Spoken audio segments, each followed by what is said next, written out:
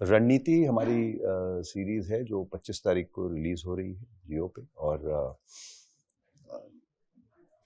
ये जो series of events हुए थे पुलवामा से लेके बालाकोट एंड बियॉन्ड तक, इनके बारे में आपने न्यूज़ पे देखा होगा, आपने पढ़ा होगा, और हम सबको ऐसा लगता होगा कि हमें सब कुछ इसके बारे में पता है। इसके ऊपर कई सीरीज और फिल्में भी बनी हैं जो उस इवेंट को दर्शाती हैं, उनको आपने देखा है।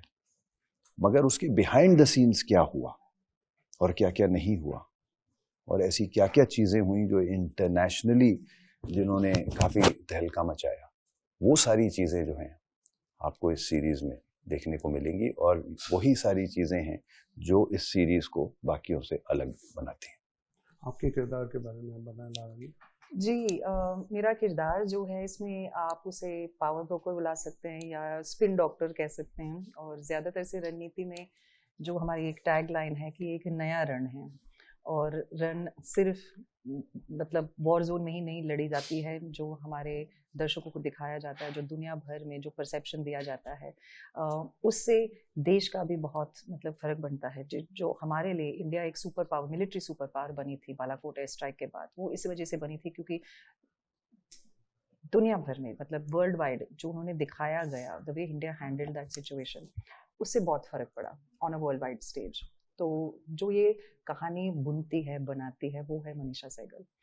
उसमें आपके प्रोमो में डिजिटल मीडिया का भी इस्तेमाल आपका दिखाया जा रहा है कि आप ट्रेंड करिए, ये करिए, उर्दू में टाइप कीजिए। जब हम कोई परसेप्शन बनाते हैं, आज सोशल मीडिया का कितना रोल रहता है उसमें? आज तो बहुत बड़ा रोल है सोशल मीडिया में। लोग हमेशा कहते हैं जो दिखता है वो बिकता है, और लोग ज़्यादातर से वही मानते हैं। जो पहली जो न्यूज़ आती है लोग फटाफट से उसी मान लेते हैं, बाद में जो क्लैरिफिकेशन आती है या रिट्रैक्शन आता है वो तो बाय द वे था, अच्छा ठीक है। लेकिन लोग ज़्यादातर से जो पहली बार देखते हैं, जो नज़रिया देखते हैं, वो हमेशा ज़्यादातर से मान लेते हैं।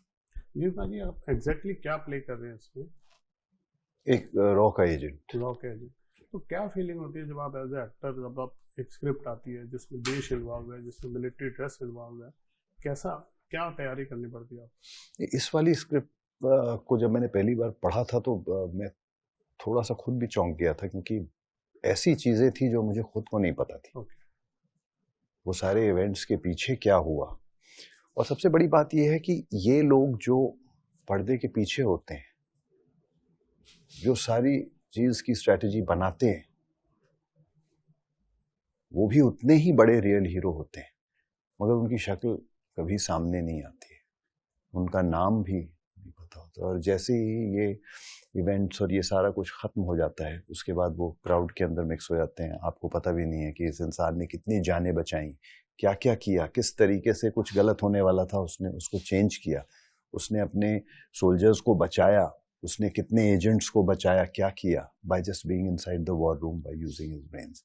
सो ऐसे लोग जो इतना कुछ बिहाइंड द सीन्स करते हैं, लेकिन उनके चेहरे, उनके नाम कभी सामने नहीं आते। तो ऑब्वियसली एक बहुत बड़ा चैलेंज है। और दूसरी चीज़ ये होती है कि जब आप किसी सोल्जर का या पुलिस वाले का आप रोल प्ले करते हैं, तो एक रेफरेंस पॉइंट नहीं, बहुत सारे रेफरेंस पॉइंट्स आपके पास होते हैं, लेकिन ऐसे किरदारों के लिए रेफरेंस पॉइंट्स नहीं होते हैं हमारे पास कि कैसा बिहेव करता हूँ, हमने देखा ही नहीं किसी फिल्म में, हमने देखा ही नहीं। तो वो एक ऐसी चीज़ है जो इस सीरीज़ को बाकियों से अलग करती है, because it talks about behind the scenes, क्या क्या हुआ था और ये कौन लोग थे और क्या था। मतलब आप कॉन्टेस्ट अलग, एक सवाल बहुत अजीब होता है। हमारे देश में किसी ने हमला किया, कोई घटना हुई, हम उसे डिफेंड करने के लिए अपनी पावर दिखा रहे हैं, और हमारे देश में दो तरह के बयान आते हैं, एक सरकारी तरफ से आते हैं, एक विपक्ष की तरफ से आते हैं।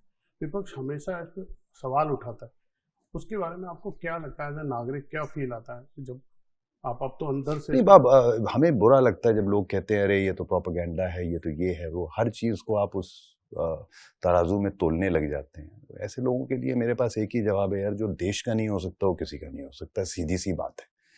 जहां पर देश की बात आए आपको उससे जुड़ना चाहिए, ना कि लोगों को तोड़ना चाहिए। That's what I believe. आपका क्या कहना है इसमें? तो जी, मैं as it is military background से हूँ। मेरे पापा एयरफोर्स में थे, मेरी बहन एयरफोर्स में है, तो मेरे फादर ने ऑलरेडी इस देश के लिए 3 वॉर में हासिल हो चुके हैं, मेरी बहन कारगिल में थी। तो आई थिंक मेरे लिए भी इस स्टोरी को भी चुनना एक स्पेशल चीज़ थी, क्योंकि जब बालाकोट की एयर स्ट्राइक हुई थी तो हम शायद एयरफोर्स के होते हुए हमें थोड़ी सी इनसाइडर इन्फॉर्मेशन ज़्यादा मिली जो सिविलियंस को नहीं मिली। तो जब इस स्टोरी के बारे में संतोष जी जिक्र भी कर रहे थे, बातचीत भी चल रही थी, तो मैंने भी मतलब थोड़ा सा उनको भी थोड़ा सा करेक्ट किया, क्योंकि वहाँ पे बहुत रिसर्च चल रही थी कि नहीं ऐसा हुआ था वैसा।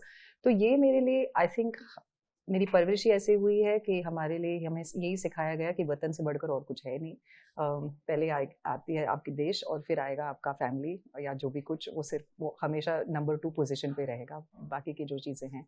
तो आई थिंक एक जो पेट्रियोटिक फर्वर है वो फिलहाल एज अ मिलिट्री किड वो हमारे खून में बहता है। तो I think for me to come on board ऐसे शो के लिए जहाँ पे आप सचमुच में वो पेट्रियोटिज्म फील कर सकते हैं।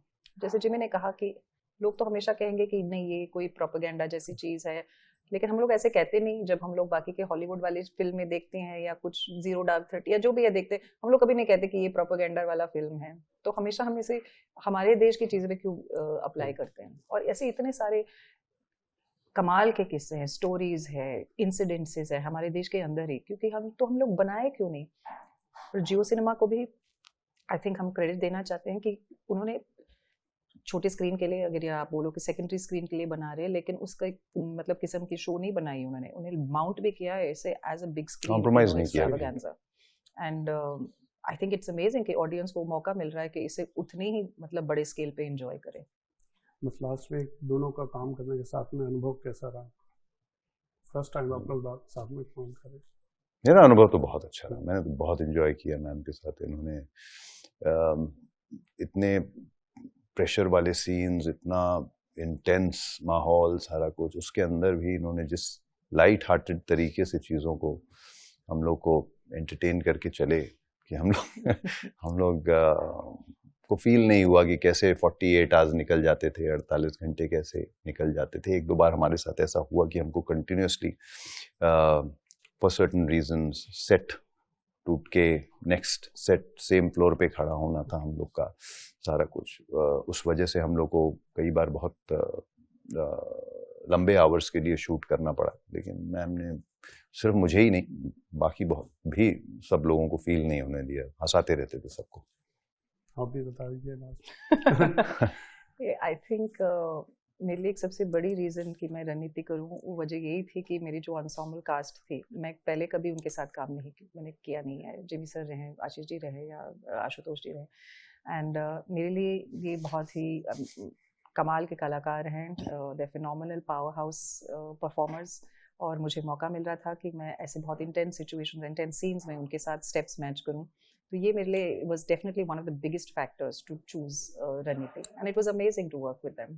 बहुत बहुत शुभकामनाएं हमसे बात करने के लिए। Thank you so much. Thank you so much. Thank you.